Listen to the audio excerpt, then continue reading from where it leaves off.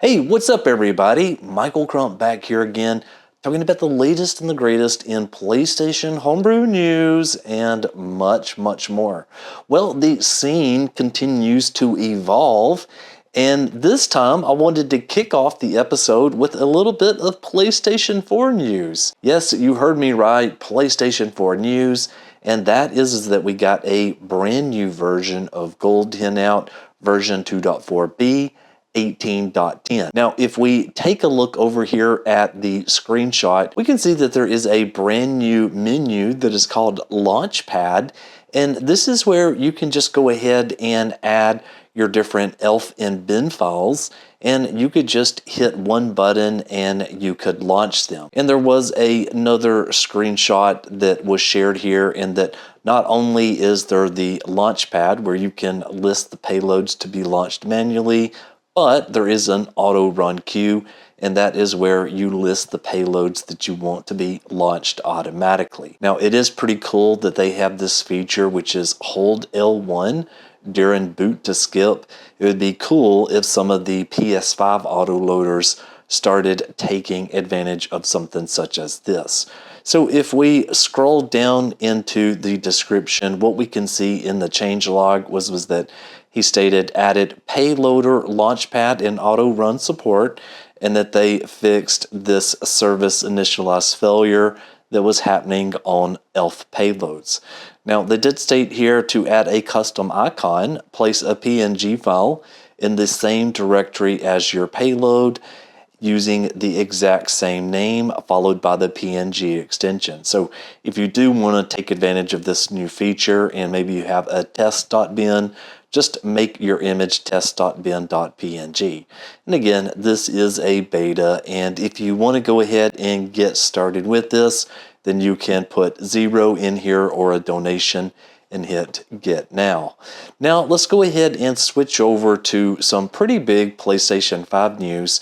So we have been hearing all about this tool that is out that is called MicroMount. Now this is under the developer PSBrew here, and what we can see in the about is that it auto detects and mounts compressed PFF images. So these are the .ff PSFC. And if you're wondering what that stands for, it is fast file, and then the PlayStation file system, and then compressed, and expose them to other PS5 homebrew components. So if we scroll down into the project and look at the README here, it says that MicroMount is a PS5 payload that continuously scans configured folders for those images and mounts them automatically into managed mount points. So it looks like it would be fairly easy to get started. There's some configuration in here with ShadowMountPlus and obviously a couple of scripts in order to get your games into this image here. Now, one of the things that I thought was kind of interesting was that there is already some testing that Speed007 has been doing. And one of the things that they noted here was that Dragon Ball Z went from 44 gigabytes to 9 gigabytes, and then Jurassic World 3 went from 21 gigabytes to 14 gigabytes. So this is something you're probably going to be hearing more and more folks talk about. Again, you can come over here into the releases and go ahead and follow this quick start guide if you want to take a look at that. Next up, a little bit more PlayStation 5 news here, and this one is from StonedModder, which has a tool out that is called Ghostpad. And so Ghostpad over here is a PS5 payload for virtual controller creation and input redirection. And so if we take a look at the README here, what we can see is that this is a PS5 virtual DualSense that is running over TCP. Remote control a jailbroken PlayStation 5 from any PC using the keyboard, mouse, or a real controller without needing the PlayStation Network, Remote Play, or any official Sony software. So Ghostpad app is a Windows desktop app for controlling a jailbroken PS5 over your local network. It sends virtual DualSense input to the PS5 and includes macro recording, keyboard and mouse controls. Now, that could be pretty interesting, especially if you were chaining this up after a jailbreak. as well as gamepad pass-through and optional beeper and LED tools. So that's kind of neat. You could do things like dim the LEDs, and for the beeper, you can also make this a little bit softer if you would like. So anyways, if you would like to go ahead and get started with this, as always, the links are in the description below. Next up, let's take a look at a project by itsPLK, and this one is called PS5 Payload Manager. Now, I have already shared this on the show before. This is absolutely what I'm using currently to manage my payloads. We can see that it says PS5 Payload Manager, a modern web-based dashboard to easily manage, import, and automatically load payloads on your PlayStation 5. And here is a quick little screenshot of it, and you can see there's a dashboard where you can launch the payloads, you can manage the payloads, or auto load them if you would like. So anyways, there is a whole number of different features as well as how to use an auto loader. But I did notice that 2 days ago we got a 0.20, and in this one we can see that there was a bunch of feature and UX improvements here. So sidebar state persistence, the settings page was redesigned, and then a couple of other navigation enhancements and polish. So we can see things like directory cleanup, empty directories are now automatically cleaned up, as well as USB payload loading. The CI/CD system is now a little bit better. But anyways, if you want to go ahead and take advantage of this new version, you should absolutely do so. Now, next up, I want to talk about kstuff, because we're at a very interesting time, and that is that with kstuff-lite version 1.07, trophy support has been added. And so just the other day, I was taking a look at the trophy support, and anyways, it is pretty neat, but now you can get these little pop-up trophies in our games. And in this example, I was using my PlayStation 5 12.00, but yeah, anything that is using kstuff-lite 1.07, you now have the ability to get trophies. And so not only did you get a new version of kstuff-lite 1.07 beta, but also we got dump installer 1.06 beta. Now, while we all know and love this version of kstuff, which is by EchoStretch, there is also another developer whom you know very well, obviously Drakmor, who does the ShadowMountPlus.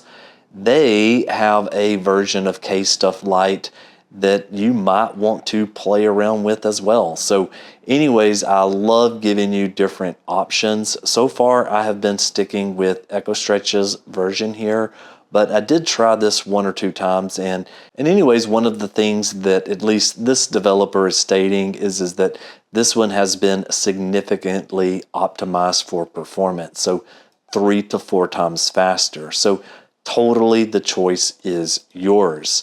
Now, with that same developer, we also got another version of ShadowMountPlus, and this is 1.6 test 15 fix 2, and this fixed some of the issues with mounting, and that this one added by itself experimental support for those same images that we were talking about just a little while ago. And they even state here, do not use this with MicroMount.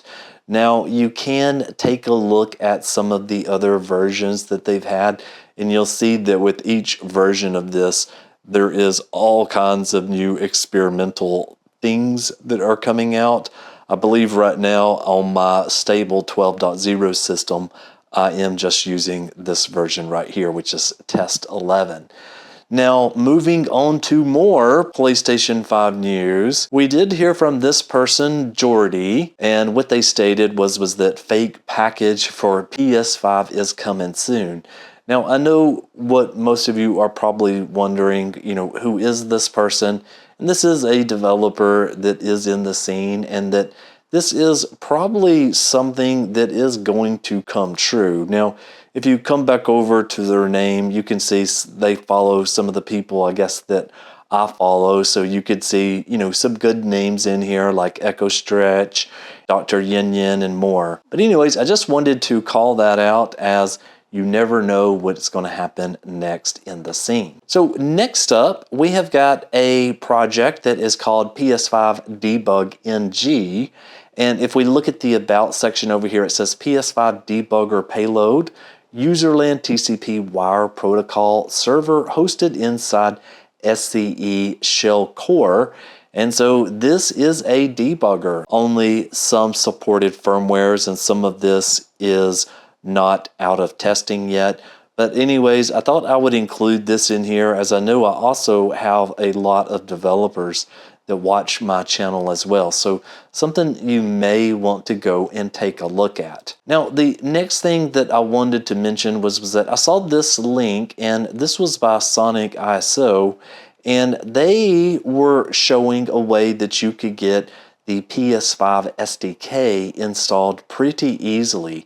And so this is for Windows, but there is an install.py script as well as some instructions in here. But I did just want to call out that you can just install this on your own machine versus doing things like downloading one of those very large virtual machines that I see floating around. I did want to also go and call out a message that I saw from Dr. Yin Yin, and this one was on GitHub. And what it says here is that usually the PS5 has a strict requirement for PCIe 4 and will not allow the console to fully boot with anything lesser. But in the PS5 Discord, this user wrote the Netflix and hack image to his PCIe 3.0 SSD, which allowed him to format it afterward and access all the space in a usable manner to install PS4 games and even Linux from it. So anyways, if you do want to check that out, you can download this image here